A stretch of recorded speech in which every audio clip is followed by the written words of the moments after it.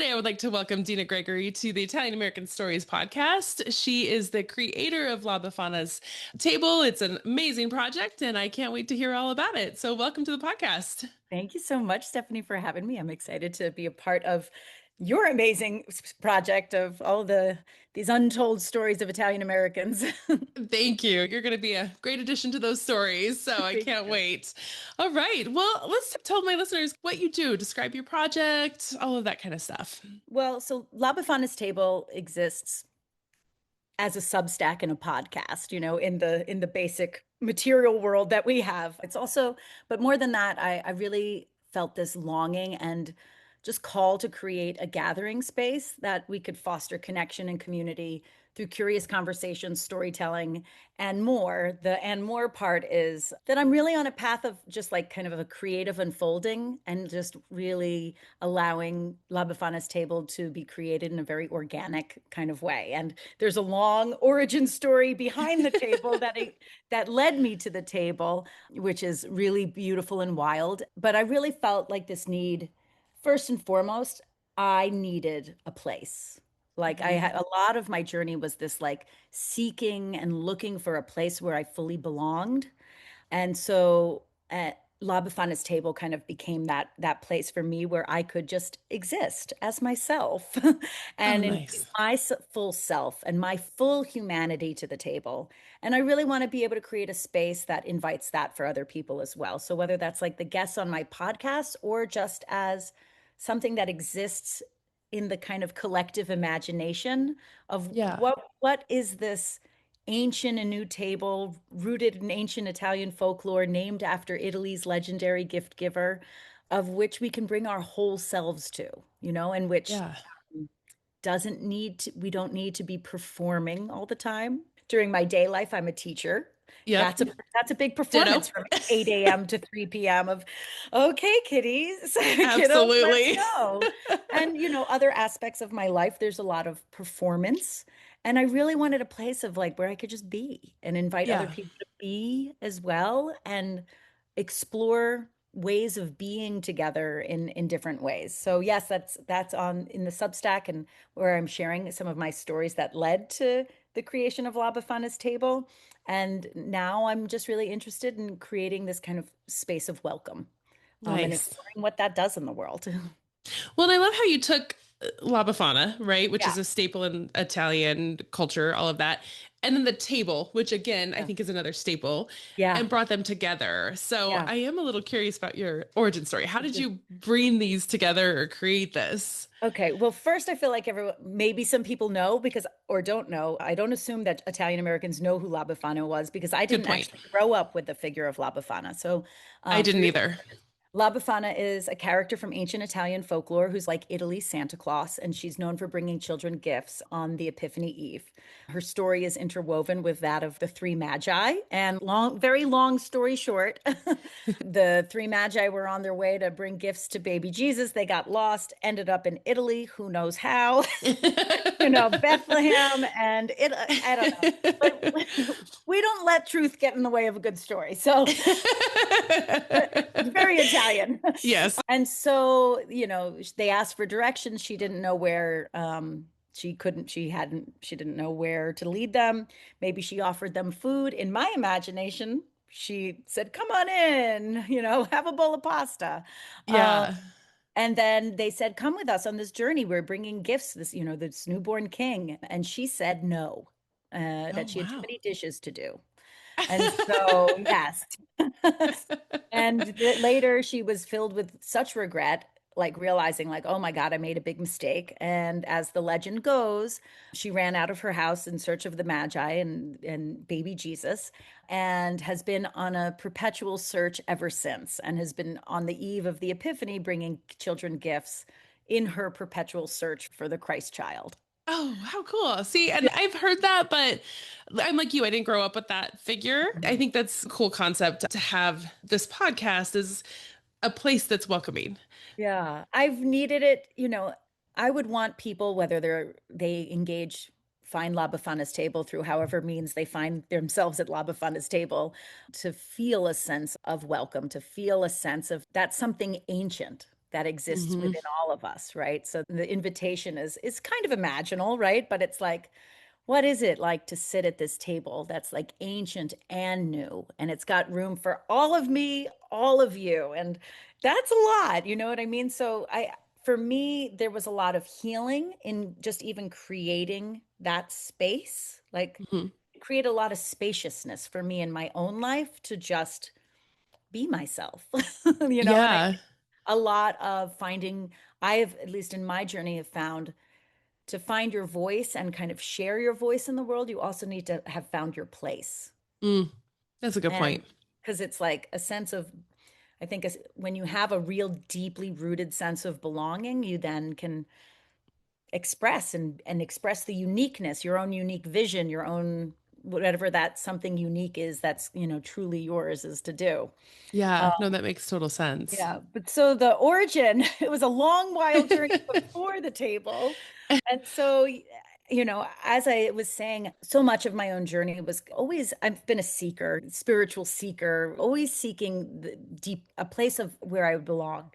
And it wasn't until it was a 4th of July, and I met a woman at my friend's party who told me that she had a puppet of La Befana just kind of sitting in her closet and she wasn't doing anything with her. And I was like, huh, send her over to me. Yeah. They can't have this. And I heard about this puppet just like sitting in this box. And I was like, this is, but La Befana can't live in a box. Like, what is she's the gift giver of Italy. And so, Yeah. then started my journey, and had never puppeteered in my life before. And then I just ended up with this puppet, and I was like, all right, what are we doing? Where are we going? You were And drawn to I was it. drawn. It was like really drawn, like a soul kind of drawn to it. And I realized like just those are like ancestral gifts, those puppeteering theater. Those were Yeah. things that I had deep buried in me that I had kind of never really explored. And she really invited that out of me. And so kind of began some journey like in the streets of New York, puppeteering La Befana and bringing her legend to life in the streets of where I was living. Oh, how Um, cool. at that time in my life, I was living in Harlem, and I was like, all right, Befana, let's go. And I remember the first time we walked out the door together, and I was like, oh God, what am I doing? What is happening? And just the pull to bring that character to life was just so much greater than like any of my fears of being seen as like the crazy weirdo. I just Sure. I the draw to animate and bring this character to life was just so much bigger than any of my fears. It So took your barriers down. it drew me into something larger, right? Her legend Nice. is much larger, and I was invited to just kind of be a part of something larger. And I think that kind of helped me get over myself. And it was immediate like connection and with my neighbors and innocence and playfulness, like to really play with kind of myth and reality and be able to Yeah. put people in that space. Like, So um, would you go out and tell stories with the with the I puppet? just actually not necessarily. It wasn't like showtime. It Yeah. was it was more like I just let her experience life as if she were living in New York Nice. and talking to neighbors and having a fun time. And it brought me, I was in a interesting place of my life. A lot had fallen apart for me. I was married, I moved, I was kind of in one of those liminal spaces of rediscovering my own self and, who was I? Where did I belong? How do I be who I authentically myself in the world? And here I was like living in Harlem. Did I belong there? Did I not belong there? That's where I ended up. And I was there for 7 years. And yeah, so La Befana like really the puppet brought me into connection with my community and my neighbors and took me out of like that loneliness and isolation into something bigger, into a Okay. bigger story, into relationship with something that was culturally rooted, right? Yeah. I felt that, oh, I belong to a lineage, a culture, You, it gave me that, but then also was inviting me into connection with those who were around me. And then the pandemic came. Oh, that And I was pandemic. like, okay. And like, I'm like sitting in my apartment with this puppet, like, all right, Befana, like What do you want to do? you've probably lived through a couple like plagues. Mask her up. Oh, she totally got masked up. She Oh, got nice. she got like the full pandemic mask on, and we just continued. I ended up it was just I let it keep unfolding. I just kept trusting that the story would lead me, or the story would lead me to the next thing. And so then we ended up partnering with this organization called City Relief. They provide resources for the area's houseless population, simple connections, like they give soup every week, some basic resources, and that next step, that whatever that next step that gets you kind of reconnected. And they're an amazing organization. And I saw them across the street one time, and I just heard like a little La Befana voice was like, Head go over there. talk to them. And I was like, oh God, what am I doing? And I like talked to the community outreach woman there, and I was like, so I have a puppet that would like to volunteer. And so we spent the pandemic on Saturdays handing out cookies. We partnered with the Cookie Sisters of Delena's Dolcini, raised some money so that we could support the bakery. So they got some money to bake cookies. La Befana got cookies to give away. And Nice. on Saturday mornings, that was like, it was a beautiful way of connecting.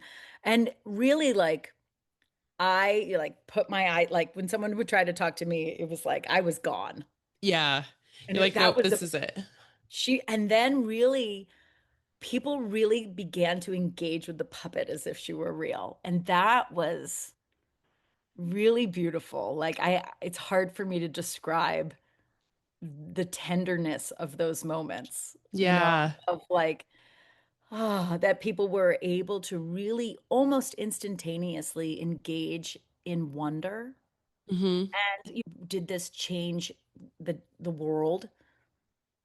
It changed someone's moment. And I think you can have these little tender moments that like stay with you, that Hmm. hopefully show you that there's another story, right? That you Yeah. can, that there's something else of it out there and available. So I saw those as like really these little moments of disrupting the narrative, whatever the narratives of despair and doom and gloom, like just those little encounters we had on the streets with people that invited people into a sense of wonder made it feel like, like we can puncture this narrative of doom and gloom and division. Yeah. This and if you do that, okay, I don't know. Does the world change?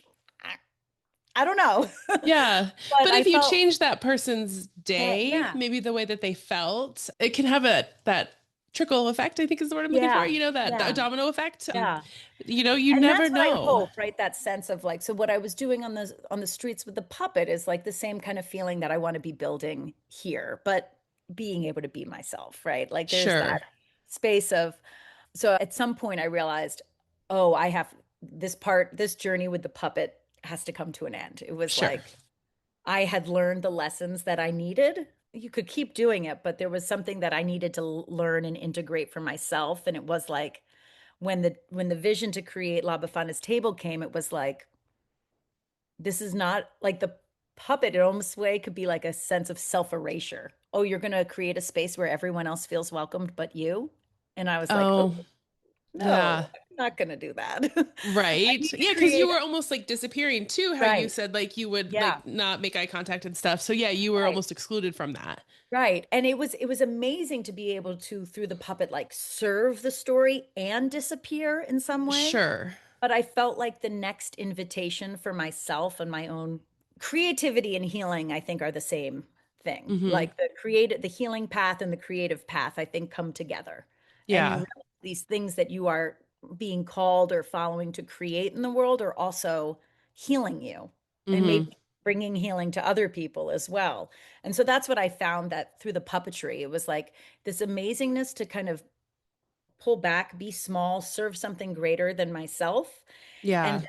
also invite myself back. Like, okay, now create a space where you can exist and just be, Yeah.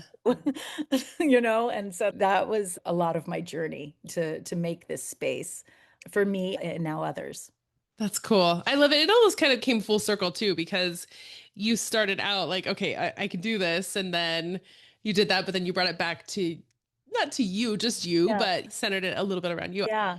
Well, it's like, and that's what we went back to the community, but then it was just like, there was like a space of when I let go of the puppetry that like, oh, like just integrating a lot of that experience. Yeah. And then like the table kind of emerged from that. Letting one thing come to a close, it's hard because sometimes you're like, no, I want to keep doing this. I'm having fun. And Yeah. you feel the inner tap. I don't know how to describe that for other people, but like that they were just like, oh, this is coming to an end. Yeah. Now I have Yep. to integrate what that experience was. I have to learn from what I just did. Yeah. and Well, and and then take it's that to the next level. it's still there too, because you kind Yeah. of developed off of it and take a La Befana in a different way now. Yeah. And so it's Yeah. still there, but it is sometimes hard to let go of that like original baby idea that you had. Yeah. You're like, but I have to say, like, in some ways, just, I mean, I've learned a lot about puppetry and the power of puppetry. Like, I've started taking classes in psychotherapeutic puppetry. There is a power in puppets that allow us to disarm and really, I was doing some major inner child healing work through what I was doing with that puppet, like, Yeah, I at that time, we all know what that time period was like. sure. Uh, the most innocent parts of me didn't feel like they could exist in this world. Mm, It was like, I want to believe in wonder and awe and then you're yeah. getting railed by what people call reality. I'm like, I don't know if that's reality. I think that's just called trauma. Yeah, no doubt. I mean, yeah, it was quite the time. I think Silver Lining, a lot of projects were developed during that Yeah. time. I think people were able to step back and think, I have some time right now. And Yeah. you were forced to stop. And Yeah. so I think a lot of projects came out of that, which if there's a silver lining, maybe that's it. I mean, I think that definitely is a silver lining of that time. And just like a notion to like in this world of doing, doing, doing, like the not doing gives so much space for true creativity to emerge. And I think that Yeah, is like one of the deepest healing forces in our world right now. Is like exactly. the when you get stuck and then you're like, okay, bored. Like those are beautiful things to have. Yes, And I if you know. can, and some then new things are born and innovative things can take place. But you have to kind of sit in the muck of it. You do. Yep. And realize, okay, the world might be chaotic, but what can I do for And myself what's right my now? thing that I could do? And so Exactly. I think a lot for me, we both said we're teachers. We're more oriented toward care in a world that sometimes feels like it's all competition. And you're like, oh, give the other people who care as well. How long have you had the podcast going now? So the podcast has been, I think, 2 years. I Okay. did again. This is the long-term game when you're like, this is a soul project, Yep. I was like, oh, going strong, 40 episodes, weekly episodes. And then like life happened, and then my Yeah. uncle died, and then my Mm. father died. And then I was like, Oh, oh, Lord. For me, this has also been a process of, oh, okay, how do I create in a sustainable way? mhm. If I'm building La Befana's table, not as there's no such thing as overnight success, but if I'm No. building this in the long term, I have to take care of myself. I Mhm. have to do things in a sustainable way. So I've loved how my dedication to building this space is teaching me how to show up and care for myself. So Oh, because nice. I can't build the table if I'm not Sure. I feel like the projects that we want to do and are called to create in the world, they also make us confront what are our limitations. Yes. So that's something I've kind of come into a lot. Like I can't do everything in the world. Mm. There's a million things I would love to be able to do or contribute my time to, but like what is my race? What's the one thing that I'm doing? So, Yeah. Lab of Fun is table for to me is like a real, I don't know, it's just really, it's more devotional for me. I see it as a soul project that is just really devotional. And then how do I do it? And how do I do it slowly and sustainably and joyfully? Well, and there's the old saying, quality over quantity.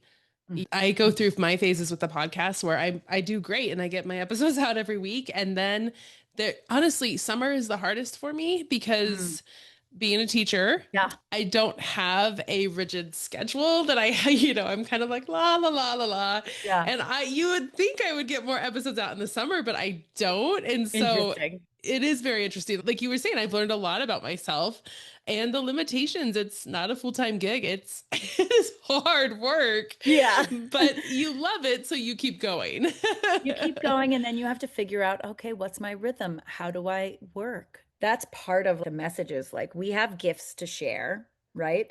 And then you have to create an atmosphere of which you can share them from a Yeah. sense of fullness, not from this like, self-sacrifice and Yes. over get, you know what I mean? So it's like, as I've really dealt with this kind of archetype of La Befana and the gift giver, and it's like, okay, how am I giving from a place of wholeness, fullness, Mhm. not overextension? Yeah. It's like, oh Lord, I guess I'm going to heal all that. Right, I know. Face all these realities all at once with this podcast. And so, is your podcast all interviews? Mostly all interviews. I've done some solo episodes, just Okay. sharing. But right now, I am focusing mostly on all interviews. I really want to bring in, I talk with guests from all walks of life, not just Italian Americans. Hmm. Obviously, that's a part of my life as well. Sure. But I talk with people who are using their gifts to make the world a more beautiful place. So that's artists, spiritual teachers, neighbors, strangers, culture bearers, because that's what I want to focus on. Who has a heart for people and for me, part of it is like the podcast also helps me like focus my gaze of Mm, like, no, there are people that are using their gifts for like beautiful things. They're creating beautiful things in the world. They're amplifying voices that need to be amplified. And I want to focus on those people right now. nice. And Yeah. so the direction of La Befana's table, I'm focusing on bringing on more guests who are using their gifts to make the world a more beautiful place. And I'm working on getting into 2026 and doing some dinner series that really bring it back to community again. Love talking one-on-one with folks, but Yeah. so much of what we did was in community, and I want to get people to the actual table together. So that's And so that's then have like an focus. episode about that. I don't even know. I think just to create a space, like an actual La Befana's table, we'll be starting some dinner series. I'm going to do a little pilot where I am and hope to take that maybe by the summer. I would be doing more of those. So Nice. we'll see how it all unfolds. But bringing people together is my biggest goal. So That's cool. and That'd be kind of a around cool, like, shared storytelling. yeah, exactly. Just have a bunch of people and storytelling and uh, Italian food. I mean, that's the that's that's right. my that's the goal. So, with this, what do you hope that your guests, or not even your guests, but people who listen, what do you hope that they walk away with after listening to one of your episodes or watching an episode? I hope they walk away when however they encounter La Befana's table, whether it's through the podcast or through some of the live events that we're going to be producing, a sense of welcome, wonder, and human connection. I really want people to understand our place, like in a larger context, right? In a larger story, that we're all connected. And I would say that that's what I would want them to walk away with, as well as an inspiration for them to share their gifts in the world, whatever that may be.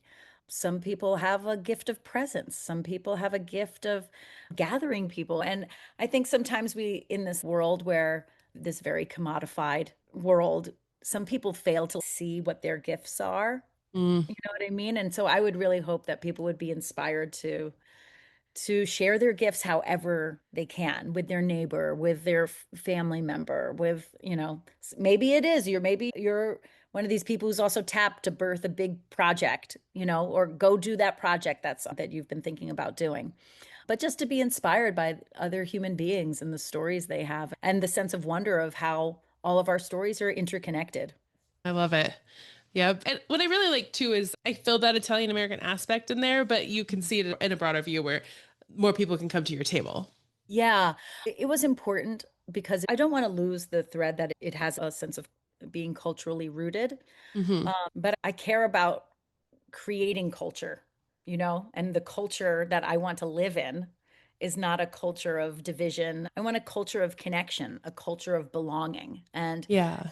I feel like the gift of being Italian American, of having had that longing for belonging and not feeling neither here nor there, we Hmm. can then offer that to others. I can utilize my very Italian American imagination, or the type of a folkloric imagination. I could utilize that to make it wider while Okay. still, honoring my roots. I think some people are like cultural preservation people, and I love them as well. I want to Yeah. honor my roots and make space for whatever. Others.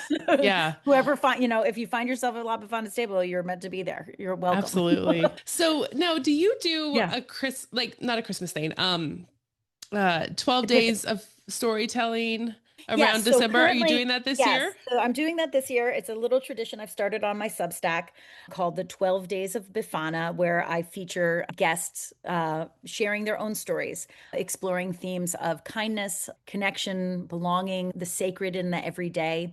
So from December 25th to January 5th, I'll be sharing. And I wanted to make a space for people to share their voices and stories that's not like a TED Talk. I think like, Yeah. like we create these like very specific, and I want people to have a sense of the ordinary stories, the stories of every day, like the stories of when you felt like you belonged somewhere, when someone changed your day through like a micro bit of kindness, where you found that sacred while doing the dishes. So I'll be sharing those stories from December 25th through January 5th on my Substack. And if you would love to Perfect. share one, I'm still collecting them. So All right. You might have to send me a link or something so I okay, could I maybe will. send you something. I'll have to Yeah. sit and think about I'm sure you have a it. lot of stories to tell. Yeah. Again, a lot of the stories are not mine, though. I sit and tell everybody else's stories. I I kind know, of but feel now you. I want to hear your stories. Right? I know I'm always like, I want to hear everybody else's story. And it is kind of funny how you create a project and you do sit behind it, sort of, in a way. But Mm. projects are meant to serve others too, in a way, I Yeah, think. So, yeah, so speaking of Italian American yeah, stories, I like yeah, to have my guests tell a story. And it doesn't have to be anything crazy. It could be a yeah, memory of a holiday, a yeah, recipe, anything. Just something about your Italian yeah. American root. So I'll tell this. This is actually a game. I haven't played it in a while. This was like really my Uncle Joey. I don't know if anyone has this. It's called Mercanti in Fiera. I don't. Okay. And so basically, growing up, we would be like, we have to play the Italian card game. And and what is it? And it's got like two decks, what the red deck and the blue deck, and they're the same deck of cards, and they've got these little images, the piramidi and the papagallo Oh, and cool. all these things. And so we would play this all the time. And my Uncle Joey, sometimes my dad, but often Uncle Joey would be the merchant. And so everyone sits at the table and you play this game. And it's a gambling game. We didn't go like, we had limits, bring your change and your Sure. stuff, talk about storytelling. So you sell these cards. And so my Uncle Joey would be like, oh my God, the Stambecco, last year he ran up the mountain, he saved a baby on the mountain, he would just make up these stories on the spot, and we'll be like, oh, of course I need to buy this thing. And then people are fighting over, do I want to, oh, okay, $2 on this. Oh, and some child ends up crying. And my mom was always obsessed with, she had to get the baby in the deck. I'll try to find the baby, but oh, she always wanted the baby, and then she'd be out of money, and then, oh, I'll team up with you, mom, so you could buy the baby. And then Oh. so you sell the entire deck, and then after you sell the entire deck, you put the other deck 7 cards down, and those are all the winners. Okay. And then we would call one was called the scutch. We just called it the scutch. I don't know if this is a thing, if it's an Italian American thing, but it was a thing in my house. And you just put like few coins on it. So you're a winner, but you're kind of not a winner. Okay, And cool. so then he starts pulling out the rest of the deck, and if he, then you lose your cards and you're down to the last couple ones. People make teams and and I loved it. And it was just like one of those are just such of my favorite memories. And I think it brings a lot into what I did on the street with the puppet and what Mm, I'm doing at the table. I mean, essentially, these are absolutely meaningless. They have sure. no value. They're Yeah. nothing. Yeah. But we all decided to make them something, and Yep. we made them something together, and we created meaning and magic and memories and laughter. And I was Yeah. like, and I think that like has really stuck with me. I think it's like informed the way that I create, like on the street. What were we doing? We were improvising. We were living out stories and making meaning ourselves. And I think a lot of people have missed that. So if there's one thing from my Uncle Joey, as well as my dad, he would often function as the merchant telling the stories, is those were some of the most beautiful, cherished memories. Like any Yeah. guest who would come to the holidays and we'd play the Italian card game, they're like, "Oh, I got my money. I'm ready to I'm I'm ready to ready to do play. this. I'm ready to do it." And especially after I've had a lot of losses recently, those were the big players, those big personalities. And Sure. my uncle passed, and it's coming on 2 years. My uncle passed, and then my dad passed, and it was Oh, like, I'm sorry. ooh, but then, you know, having La Befana's table, even if I've had to put it on pause or if I've not known what I'm doing next, it's just been there, right? Hmm. It's like I've been able to be held by something, Yeah. and then what do you do with that grief? You transform it, you change it. Like I was blessed, I think, not every family has its stuff. We weren't a perfect family, but I was Yeah. raised basically in a family that like had a lot of love and connection. And I think that's something that I can offer to others. I grew up with it. I had it. And now what do you do? You pass it forward and you Yeah. invite people to the table that might not necessarily be your blood family. But I have one quote that I have that it says, I got it from something. I won like a prize online. And it says, "Because Jesus eats with everyone, make my table an altar for family, friends, strangers."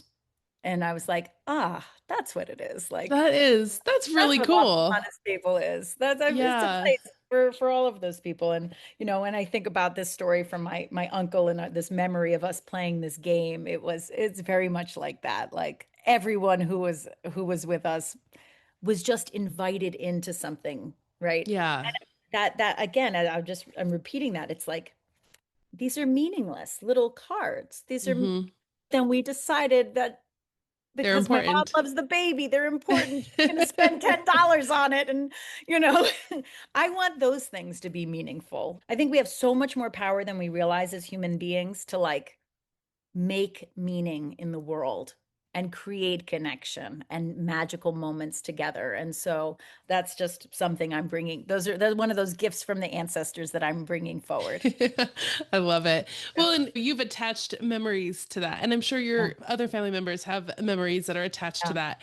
And then if you think about taking La Befana out on the streets yeah, to people who are not Italian American, yeah, they have a memory attached yeah, to that. And I'm sure they've shared that and like you've sent that out into the world, which is yeah. really cool. It is amazing to think like I'm like, oh yeah, there are people who have had this experience. Like I one time I was on the subway with the puppet of La Befana, and I wasn't like going onto the subway for like it's showtime, I just Sure. went as if she were like a regular subway rider. Yeah. She got into a conversation with the woman next to her, and like this woman like started crying. She's like, "Why am I crying talking to a puppet?" Oh. Like who knows? That's like in her life, and it does what it does. Like I used to be a little bit more of like, I want to change the world, and I'm not that way. Like I want to create the things I feel called to create and kind of let them do what they do. Let Yeah, those put them out in moments the of universe. connection do what they do. Hopefully they Yeah. remind people that they're connected to something older, you know. Mm-hmm. And yeah, Yeah, put it out in the universe and see what it does. see what it does. Yeah. So do you have any other projects that you're working on, or are you just focusing on the lava Right. on the table? Building La Befana's Table, the Substack. Behind that, I'm working on a book slowly but surely where I, share the gifts and like the insights gained from my time puppeteering in the streets and That's what I've awesome. learned from La Befana. So yeah, Okay. we were able Great. to share the kind of those small insights and stories that I've gained along the way. Yeah, that's a cool project. It'd be fun to Yeah, read it was those just little snippets.